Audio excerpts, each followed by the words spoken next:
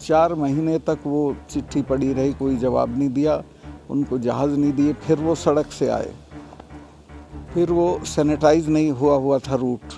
जहाँ वो हुआ है, घटना हुई है, वहाँ 10 किलोमीटर में 10 जगह लिंक रोड आके जुड़ती है। कोई भी मैंड नहीं थी। मैं गया था अगले दिन, कहीं भी कोई जिप्सी नहीं खड़ी थी रोकने के लिए कि भाई अंदर मत आओ।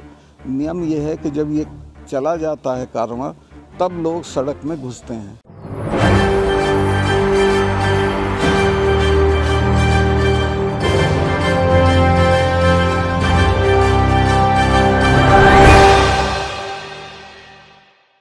पुलवामा हमले की जांच से पहले क्या प्रधानमंत्री नरेंद्र मोदी का इस्तीफा तय है? और आखिरकार क्यों राजनीतिक गलियारों में चर्चाएं तेज हो गई हैं कि अब तो प्रधानमंत्री नरेंद्र मोदी को इस्तीफा दे ही दिया जाना चाहिए, क्योंकि देश उनसे संभल नहीं रहा है और देश संभाल रहे थे गौतम अडानी, जिन्होंने देश को मटियामेट कर दिया। जी हां, बैंकों का पैसा दे पाने में असमर्थ हैं गौतम अडानी और देश के प्रधानमंत्री नरेंद्र मोदी कहते हैं कि सब कुछ ठीक है। आज बात करेंगे पुलवामा हमले से जुड़े उन तमाम सबूतों पर जो कहीं ना कहीं आज देश के प्रधानमंत्री नरेंद्र मोदी पर तमाम तरह के सवाल खड़े कर रहे हैं। नमस्कार, मैं हूं राहुल शर्मा, आप देख रहे हैं SP9 न्यूज़। स्वागत है आप सभी का आज के इस प्रोग्राम में। और प्रोग्राम की शुरुआत पुलवामा हमले को लेकर। देश में पुलवामा हमला हुआ, देश में 40 जवानों की शहादत हो जाती है, लेकिन उस शहादत पर, जी हाँ, उस शहादत पर भारतीय जनता पार्टी वोट बटोरती है। भारतीय जनता पार्टी ने वोट बटोरने का काम किया और ये केवल और केवल एक सोची समझी साजिश है। यह सत्यपाल मलिक का कहना है। जम्मू कश्मीर के पूर्व राज्यपाल सत्यपाल मलिक का बयान सामने आने के बाद अब यह माना जा रहा है कि प्रधानमंत्री नरेंद्र मोदी की मुश्किलें बढ़नी तय, क्योंकि पुलवामा हमले की अब निष्पक्ष जांच होगी। पुलवामा हमले की के जांच में अब SIT का गठन होगा और विपक्ष की तरफ से यह कहा जा रहा है, सत्यपाल मलिक की तरफ से कहा जा रहा है कि जब तक देश के प्रधानमंत्री नरेंद्र मोदी का इस्तीफा नहीं हो जाता तब तक जांच अधूरी रहेगी, क्योंकि PM मोदी जब तक सत्ता पर रहेंगे तब तक वो जांच में अड़चन डालते रहेंगे। और ऐसे में सीधे तौर पर देखा जा रहा है कि क्या प्रधानमंत्री नरेंद्र मोदी का इस्तीफा जरूरी है और क्या पुलवामा हमले से जुड़े एक एक सबूत पर अब खुलासे होते नजर आएंगे। हालांकि अगर फंसने की बात है तो देश के प्रधानमंत्री नरेंद्र मोदी ही नहीं, गृह मंत्री अमित शाह भी फंस रहे हैं, रक्षा मंत्री राजनाथ सिंह भी फंस रहे हैं। और सवाल यह है कि आखिरकार क्यों सत्यपाल मलिक के बयान के बाद अब देश की ये बड़े बड़े मंत्री और नेता जवाब नहीं दे रहे हैं। दरअसल अपने दर्शकों को बता दें कि पुलवामा हमले की जांच को लेकर विपक्षी पार्टियां अब कोर्ट का दरवाजा खटखटा सकती हैं। माना जा रहा है कि ऊपरी अदालत में पुलवामा हमले की जांच को लेकर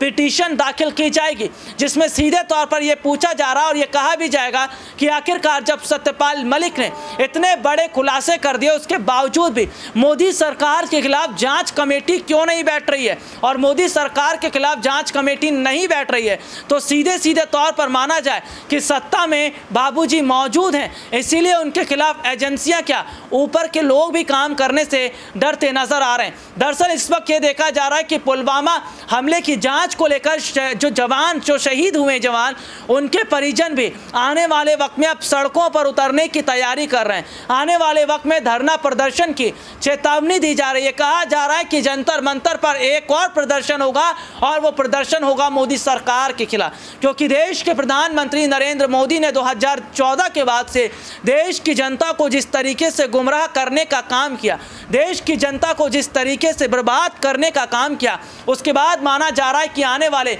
समय में अब प्रधानमंत्री नरेंद्र मोदी की मुश्किलें बढ़ती नजर आ रही हैं। पुलवामा हमले को लेकर जो तमाम सबूत निकल कर सामने आए हैं, ये सबूत जाहिर तौर पर बताते हैं कि क्या प्रधानमंत्री नरेंद्र मोदी को इस बात की जानकारी नहीं थी कि देश में पुलवामा हमला हो गया, लेकिन उसके बावजूद भी आपकी शूटिंग जारी थी। उसके बावजूद भी देश के प्रधानमंत्री नरेंद्र मोदी अपनी वेब सीरीज को बना रहे थे, अपने वीडियो को शूट कर रहे थे। और उसके बाद अगर हम देखें, जब जानकारी गृह मंत्रालय को दी जाती है तो गृह मंत्रालय की तरफ से आदेश आता है कि सत्यपाल मलिक तुम चुप रहो, मीडिया के सामने कोई बयान नहीं देना। सत्यपाल मलिक जब पुलवामा हमले को लेकर मीडिया के सामने बात कर रहे थे, जिक्र कर रहे थे, तो भावुक हो पड़ते हैं, रो पड़ते हैं। उनका ये कहना है कि देश में इतनी बड़ी घटना घट जाती है और जबकि सरकार की लापरवाही से यह होता है। और प्रधानमंत्री नरेंद्र मोदी ये कहते हैं कि मलिक तुम चुप रहना जब तक मैं भारत में न आ जाऊं। तो सीधे तौर पर देखा जा रहा है कि सत्यपाल मलिक को शुरू से डराया जा रहा था, लेकिन सत्यपाल मलिक ने यह कहा कि मैं सच्चाई के रास्ते पर चला ज़रूर हूं लेकिन डरूंगा नहीं।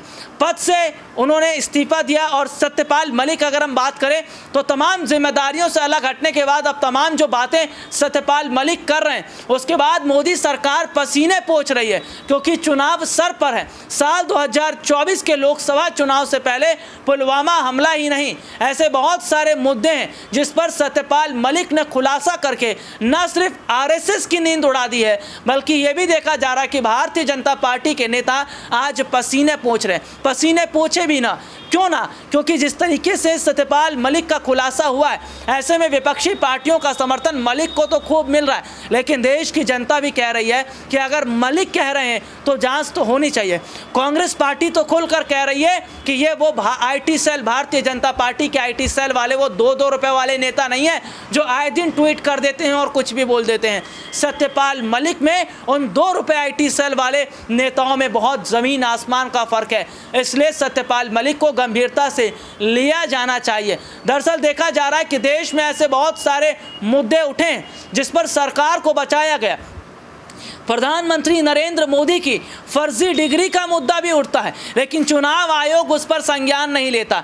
ईवीएम को लेकर भी सवाल खड़े होते हैं, लेकिन चुनाव आयोग उस पर भी संज्ञान नहीं लेता। तो क्या वाकई देश की सरकारी एजेंसियां आज प्रधानमंत्री नरेंद्र मोदी से डर रही हैं, इसीलिए जांच नहीं करवाई जा रही है? सीधे तौर पर अपने दर्शकों को ये बता दें कि अब पीएम मोदी का इस्तीफा तय है, क्योंकि जिस तरीके से देखा जा रहा है कि जब तक पीएम मोदी पद पर मौजूद रहेंगे तब तक जांच सही तरीके से नहीं हो पाएगी। और क्या जांच केवल विपक्ष की होती है? विपक्ष की होनी चाहिए, गांधी परिवार की होनी चाहिए, लालू परिवार की होनी चाहिए, मुलायम परिवार की होनी चाहिए। क्या सत्ता पक्ष के नेताओं के लिए नियम, कायदे, कानून और संविधान में किसी तरीके का अधिकार नहीं दिया गया है क्या?